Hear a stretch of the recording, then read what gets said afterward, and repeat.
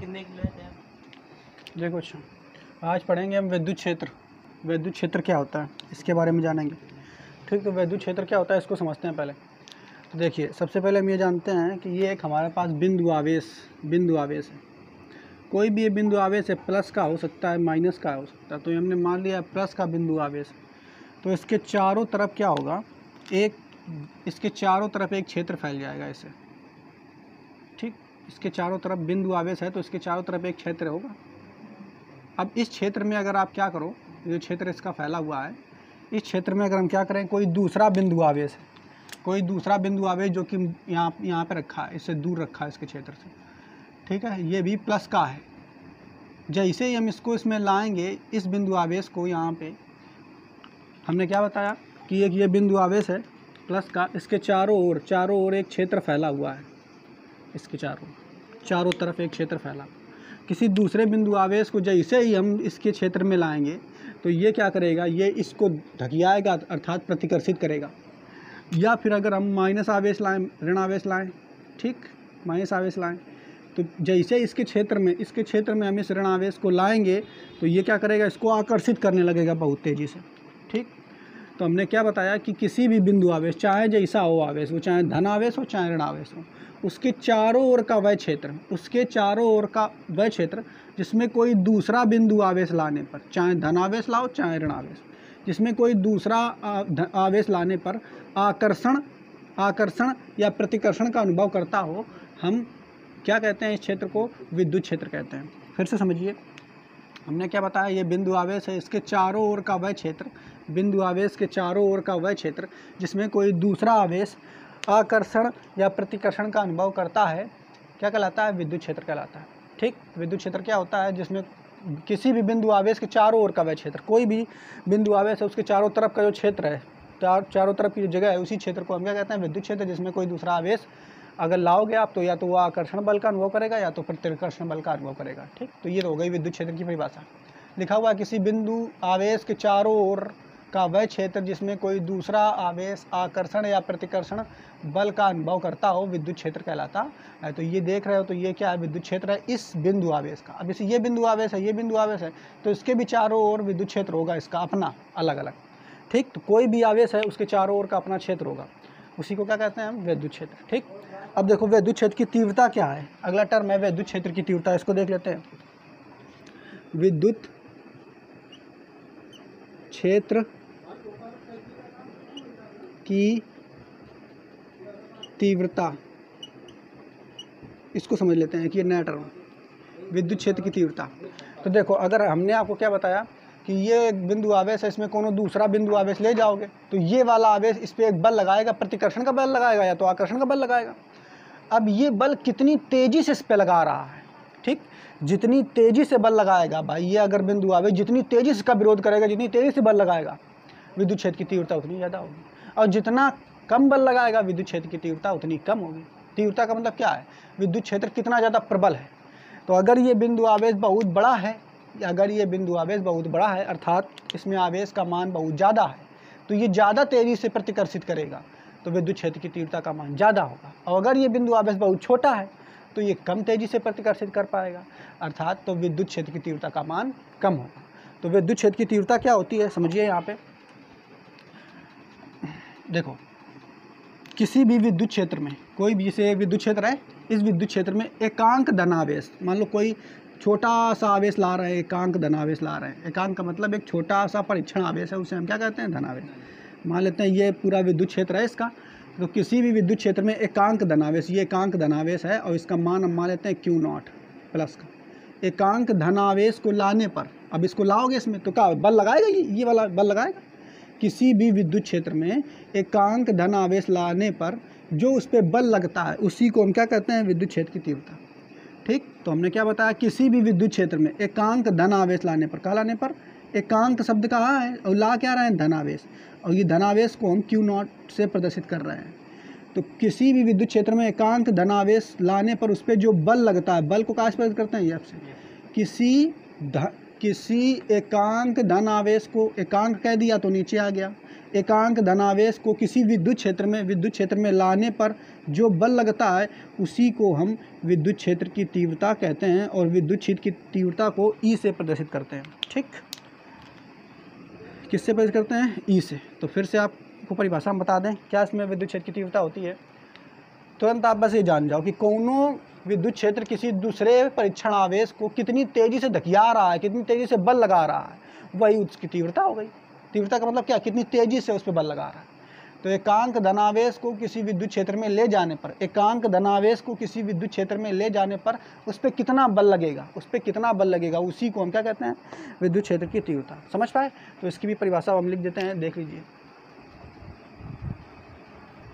तो देखो ये परिभाषा इसकी क्या लिखी हुई है, एकांक धनावेश, एकांक धनावेश, एकांक हमने शब्द जिसके लिए कहा है वो हमेशा सूत्र में, बटे में, नीचे हर में आएगी। ठीक है, तो एकांक धनावेश को किसी विद्युत क्षेत्र में ले जाने पर, अब किसी विद्युत क्षेत्र में हम ला रहे हैं तो उस पर कितना बल लगेगा, उसमें लगने वाला बल विद्युत क्षेत्र की तीव्रता कहलाती है और इसे ई से प्रदर्शित करते हैं। और विद्युत क्षेत्र की जो तीव्रता होती है ये कैसी राशि है? ये सदिश राशि है। ठीक है, इतनी बात हमने बता दी आपको। अब एक अगला जो टर्म है नया वो देखते हैं। इसके बाद अब देखो,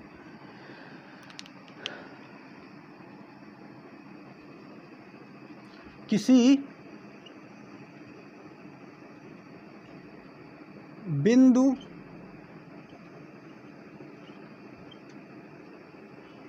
आवेश के कारण, किसी बिंदु आवेश के कारण किसी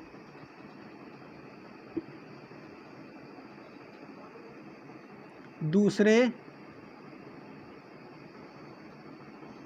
बिंदु आवेश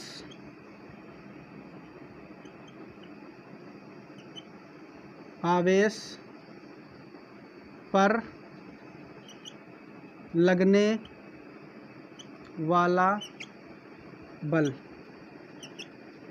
ये देखो एक हेडिंग है, थोड़ा सा छोटा सा निगमन है, इसको समझ लेते हैं। अभी तक हमने ये पढ़ा, देखो क्या पढ़ा कि विद्युत क्षेत्र क्या होता है, विद्युत क्षेत्र की तीव्रता क्या होती है। हमने आपको ये बताया कि कोई परीक्षण आवेश या धन आवेश किसी विद्युत क्षेत्र में ले जाओगे तो उसमें बल कितना लग रहा है, बल लगता है, ये बात हमने बताया। लेकिन बल कम भी लग सकता है, ज़्यादा भी लगेगा।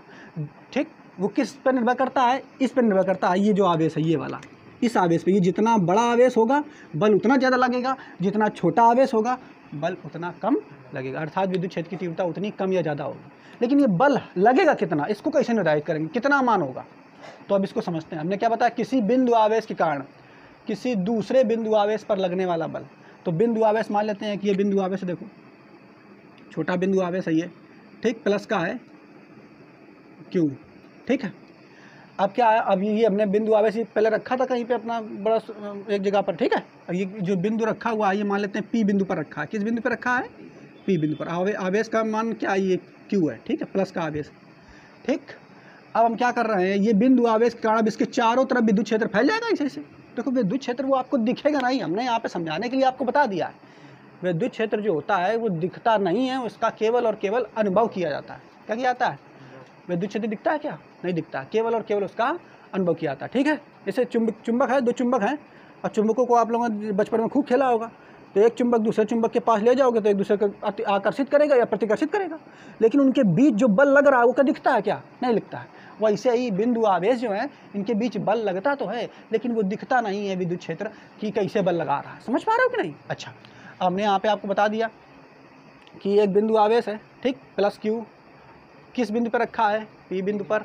अब दूसरा देखो यहाँ पे, यहाँ से कुछ दूरी पर, यहाँ से मान लेते हैं आर दूरी पर एक दूसरा परीक्षण आवेश है। कैसा आवेश है? परीक्षण आवेश क्यू नॉट। ये परीक्षण आवेश है क्यू नॉट। ठीक है, अब देखो यहाँ ये कुछ दूरी पर कौन सा आवेश है? परीक्षण आवेश। अब बताओ एक चीज़, ये वाला आवेश जो है इस परीक्षण आवेश पे बल लगाएगा कि नहीं? पक्का लगाएगा भैया, क्योंकि इसके चारों ओर जो ये जगह दिख रही है, इस चारों तरफ इसका क्षेत्र फैला हुआ है और उसके क्षेत्र में ये परीक्षण आवेश आने की कोशिश कर रहा है, तो ये पक्का बल लगाएगा, उसको दूर धकियाएगा कि जाओ उधर हमारे पास ना आओ, बल लगाएगा। अब कितना बल लगाएगा हमें यही निकालना है। तो हमें क्या बताया कि माना कि एक बिंदु P है जिस पर प्लस Q0 आवेश रखा हुआ है, इसके चारों तरफ एक विद्युत क्षेत्र फैल जाएगा। ठीक है, इससे इस बिंदु से r दूरी पर एक परीक्षण आवेश है। ठीक है, और उस पर जो बल लग रहा है माना वह बल F है। कितना है वो बल? F। ठीक, तो देखो निकालेंगे।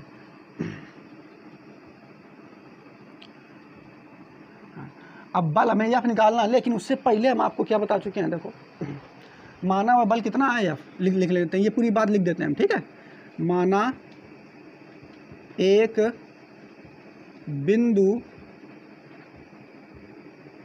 बिंदु P है। ठीक है, इसको लिख लेते हैं। देखो हमने क्या बताया, माना बिंदु P है, ये बिंदु P है जिस पर एक बिंदु आवेश Q0 प्लस का Q रखा हुआ है। ठीक है, इस आवेश से r दूरी पर एक परीक्षण आवेश Q0 है जिस पर F बल लगेगा। जिस पर कितना बल लगेगा? F। तो ये जो बल है इसको हम ऐसे दिखा रहे हैं, इस पर प्रतिकर्षण का बल लगेगा F। ठीक, अभी जो ये बल लगेगा इसको किसके नियम से निकालेंगे? तो कूलाम के नियम से। किससे निकालेंगे? कूलाम के नियम से। तो कूलाम के नियम से निकालेंगे तो क्या होता है कूलाम का नियम?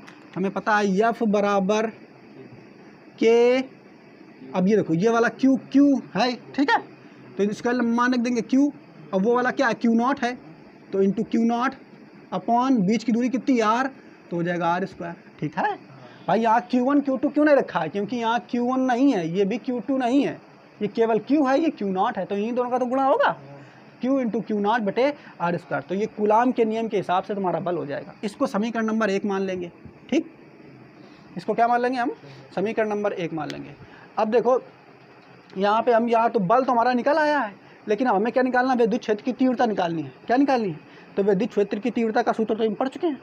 अब लिखेंगे तथा विद्युत क्षेत्र की तीव्रता, विद्युत क्षेत्र की तीव्रता।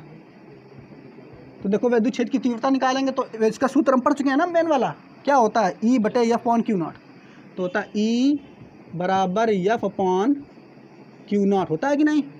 अब F का मान समीकरण 1 से रख लेंगे, इसमें रख लेंगे कि नहीं? तो रखेंगे भाई समीकरण 1 से। E बराबर F का मान कितना है? K Q into Q0 upon में r²। अब पूरे के बटे में Q0 है, क्या है? पूरे के बटे में Q0 ये वाला है कि नहीं? ये तो भाई F का मान हो गया, ये वाला देखो, ये वाला हो गया कि नहीं? अब बटे में Q0 था कि नहीं? अब देखो, अब ये वाला Q0 और ये वाला Q0 कट जाएगा कि नहीं? अब देखो क्या आएगा, अब E बराबर जब निकालोगे, E बराबर जब आप निकालोगे तो आएगा E बराबर, ये K है तो K को ऐसे लिख देंगे, K Q, ये Q लिख देंगे अपॉन में r²। तो ये फार्मूला तुम्हारा निकल के आएगा कि बिंदु आवेश के कारण किसी दूसरे बिंदु पर विद्युत क्षेत्र की तीव्रता कितना होता है। अच्छा, इसको सही करना भी। तो E बराबर कितना आ जाएगा? K Q upon r²। या और अगर मान रखना है तो E बराबर कितना आ जाएगा? K का मान रख दो तो 1/4 pi epsilon not Q upon r²। ठीक, समझ पा रहे हो कि नहीं? तो ये वाला मेन फार्मूला हमें मिल जाएगा। ठीक है, ये किसका? एक तो तुम्हारा ये होगा, देखो किसी बिंदु आवेश के कारण, तो कोई बिंदु आवेश है, इसके कारण किसी दूसरे आवेश पर लगने वाला बल, किसी दूसरे आवेश पर लगने वाला बल, तो ये कूलाम के नियम से निकाल लेंगे। लेकिन ये इसमें यहीं भी हो, किसी बिंदु आवेश के कारण किसी दूसरे बिंदु आवेश पर विद्युत क्षेत्र की तीव्रता। ठीक है, ये बल तो ये निकल आया कूलाम के नियम से। दूसरे बिंदु आवेश पर विद्युत क्षेत्र की तीव्रता, तो उसका भी फार्मूला हमने ये निकाल दिया है। ठीक, आवेश पर विद्युत क्षेत्र की तीव्रता। ठीक है, समझ पाए कि नहीं? तो आपसे अगर कोई कह दे कि किसी बिंदु आवेश के कारण किसी दूसरे बिंदु पर विद्युत क्षेत्र की तीव्रता कितनी होती है, तो होती है इतनी, E बराबर 1/4 pi epsilon not Q upon r²। Main विद्युत क्षेत्र की तीव्रता कितनी होती है? ये। अब आपसे अगर कोई कह दे विद्युत क्षेत्र की तीव्रता का मात्रक बताओ, तो मात्रक तो निकाल लोगे बड़ी आसानी से भाई। F का F है, F क्या है? बल का मात्रक क्या होता है? बल का मात्रक न्यूटन, बल का मात्रक न्यूटन, और नीचे Q आवेश है, आवेश का मात्रक कूलाम। तो न्यूटन प्रति कूलाम जो होता है, ये मात्रक किसका है भाई? विद्युत क्षेत्र की तीव्रता का। ठीक है, तो हमने इसमें क्या क्या देखा? 3 चीज़ें देखी। सबसे पहले विद्युत क्षेत्र देखा, विद्युत क्षेत्र क्या होता है वो हमने आपको बताया, किसी बिंदु आवेश के चारों ओर का वह क्षेत्र जिसमें कोई दूसरा बिंदु क्या करता है, आकर्षण या प्रतिकर्षण का अनुभव करता है, क्या कहलाता है, विद्युत क्षेत्र कहलाता है। फिर हमने पढ़ा विद्युत क्षेत्र की तीव्रता।